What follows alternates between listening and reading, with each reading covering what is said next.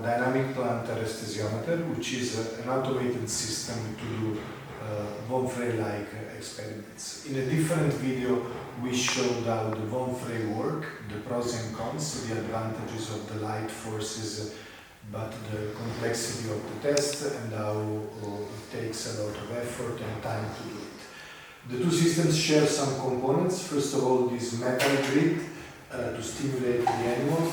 This animal enclosure that holds up to 12 mice or 6 rats that can be divided very easily using these compartments. I will keep it like this now so that we will run some real tests in a while with mice and with rats. But before we do that, let's get an overview of the system you get when you buy a Ugo Basile Dynamic Plantar Aesthesiometer.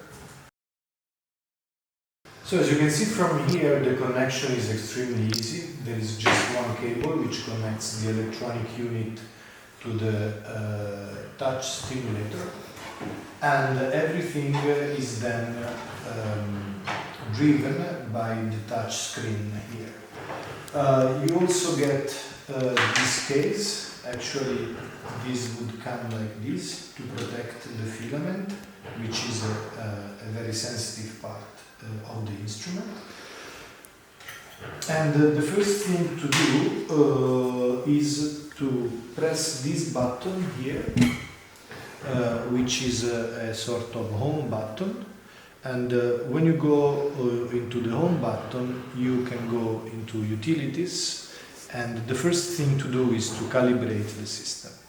So you go into calibration, and there is a wizard mode which tells you what to do. As you can see here, the system comes with two umbrellas, so one is simply a replacement and a little screw.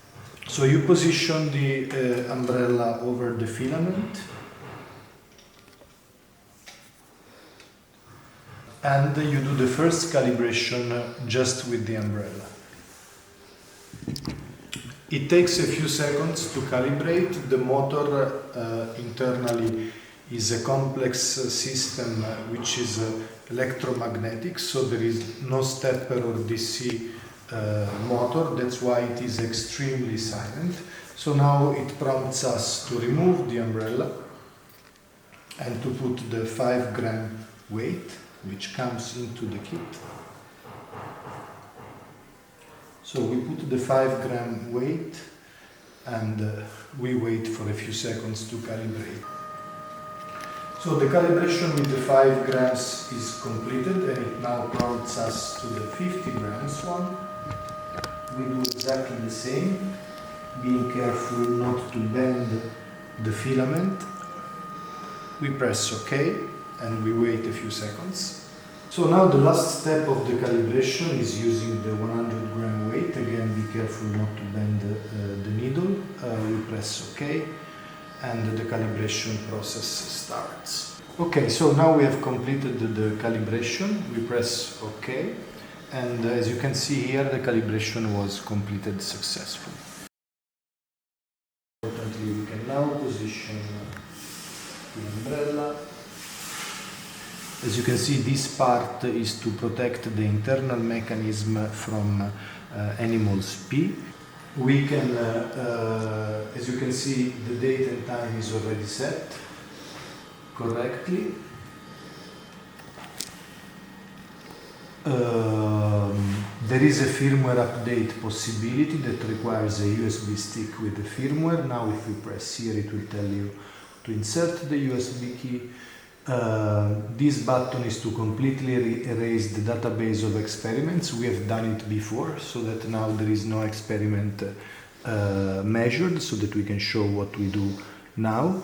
There is a button for cutoff and threshold. The cutoff time is a real cutoff, so after how many seconds the system will stop exerting force, while the time threshold has to do with filtering of the data. So I can say, for example, to underline the first 5 seconds as threshold period, so that I can see that in a different way. The advanced settings are settings that we introduced as new part of this new dynamic plantar firmware and software, and they are basically used to change the force with which the filament approaches the paw, and I set it here at 0.5, so an average range,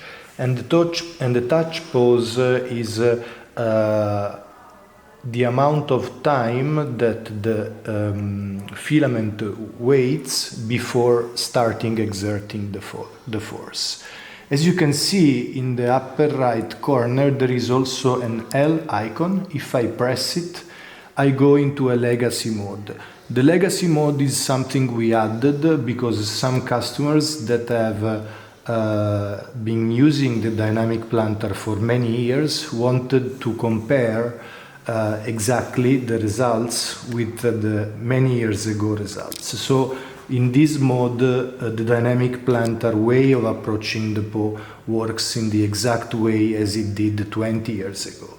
So now it's on off. Okay, I can go back, and as you can see, the L disappeared.